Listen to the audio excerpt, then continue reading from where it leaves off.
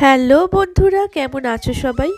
আজকে তোমাদেরকে আমি দেখাবো আমরা দীপাবলির দিন হরিদ্বারে গিয়ে গঙ্গা আরতি করে সেখানে প্রদীপ ভাসিয়েছিলাম। দেখো, দীপাবলির দিন আমার হাজবেন্ড নামছে জলে, এই প্রদীপটা ভাসিয়ে দেবে। কি মনোরম যে পরিবেশ ছিল, তোমাদের বলে বোঝানো যাবে না।